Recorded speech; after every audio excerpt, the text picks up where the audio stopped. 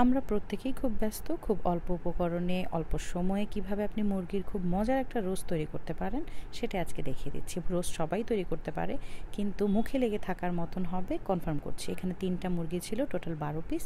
আমি এটাকে ভেজে নিয়েছি একটু জর্দার রং, লেবু আর একটু লবণ দিয়ে। এবার তেল দিয়েছি পরিমাণ মতন, আর দিয়ে দিয়েছি প্রয়োজন মতন একটু ঘি, 2 টেবিল চামচ পরিমাণ হবে। এখানে 3 কাপ পরিমাণ আছে পেঁয়াজ, 3টা এলাচ, 3 টুকরা দারচিনি, 3 টুকরা তেজপাতা। এবার এগুলোকে একটু ভালো করে নাড়াচাড়া করে একটু ভাজা ভাজা করে নেব। দিয়ে দিচ্ছি প্রয়োজন মতন লবণ, একটু সাবধানে দেবো যেহেতু রোস্ট ভাজার মধ্যে একটু লবণ ইউজ করেছি। এখানে আছে 1 টেবিল চামচ আদা বাটা, রসুন বাটা, পেঁয়াজ বাটা, তারপরও একটু আরও 1 টেবিল চামচ আদা বাটা দিয়েছি। আর কালার সুন্দরের জন্য আর হালকা একটু ঝাল হওয়ার জন্য দিয়ে দিয়েছি আমি 2 চামচ পরিমাণ লাল মরিচের গুঁড়া। আপনি আপনার টেস্ট মতন দিতে পারেন। আর দিয়েছি কতগুলো 8-10টা হবে এখানে কিশমিশ দিয়ে একটু নাড়াচাড়া করে কষিয়ে তারপর আমি কি করলাম, মুরগিগুলো দিয়ে দিয়েছি। এবার এগুলোকে ভালো করে একটু নেড়ে চেড়ে মাখিয়ে নিব। আর আপনি খেয়াল করবেন এখানে আমি খুব বেশি উপকরণ কিন্তু দিচ্ছি না। এখানে আমি পানির বদলে দুধ দিয়ে দিচ্ছি, যেটা সবাই করেন। এখানে কোনো চিনি দেইনি, জাস্ট দুধটাকে গুলিয়ে নিয়েছি, 4 টেবিল চামচ পরিমাণ দুধ। আর এখানে কিছুটা বাদাম আমার গুঁড়া করা ছিল, বাসায় থাকা যে কোনো বাদাম আপনি নিলেই হবে। আর হচ্ছে আলু বোখারা দিয়েছি 5-6টা। এই যা, আর কোনো কিছুই না। দিয়ে এবার একটু নাড়াচাড়া করে হালকা হালকা করে একটু ডুবিয়ে দিব। ডুবিয়ে দিয়ে আমি এটাকে সেদ্ধ হওয়ার জন্য ঢাকনা দিয়ে দিচ্ছি। কিছুক্ষণ পর এটাকে তুলে দেখব, যখন বলক উঠে এসেছে তখন আস্ত কাঁচামরিচ দিয়ে দিচ্ছি। কাঁচামরিচটা দিয়ে আমি আবার একটু ঢেকে দিব যেন হয়ে আসে।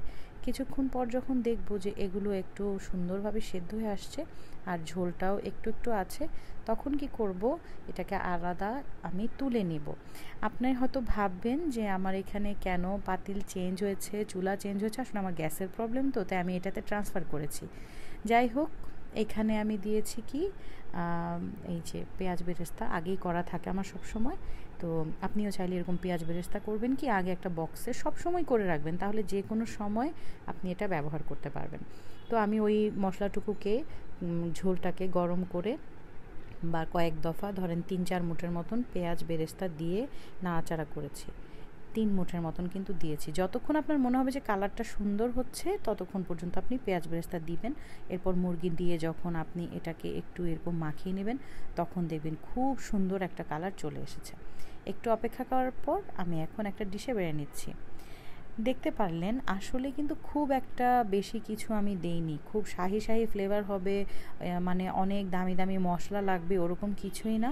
আপনি এরকম ঘরে থাকা জিনিস দিয়ে খুব সুন্দর কালারের খুব মজার একটা রোস্ট আপনি ইজিলি বাসায় বানিয়ে ফেলতে পারেন।